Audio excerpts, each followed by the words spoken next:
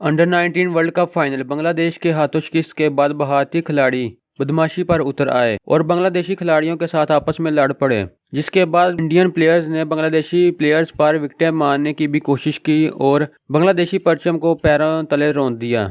अगर आप भी क्रिकेट लवर हैं तो इस वीडियो के नीचे दिए गए इस लाल कलर के सब्सक्राइब बटन पर क्लिक करें और साथ मौजूद घंटी के निशान को भी क्लिक कर लें ताकि आपको क्रिकेट से जुड़ी हर खबर सबसे पहले मिलती रहे।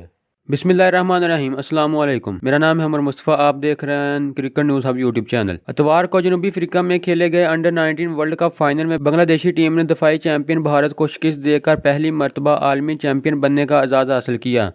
भारतीय खिलाड़ी शिकस्त बर्दाश्त न कर सके और स्पोर्ट्स में स्पिरिट भूल गए। भारतीय टीम के खिलाड़ी इंटरनेशनल क्रिकेट काउंसिल इवेंट में भी बदमाशी करते हुए नजर आए। भारतीय खिलाड़ी बांग्लादेशी खिलाड़ियों से लड़ पड़े, उन्हें धक्के दिए और विकेटें मारने की भी कोशिश की।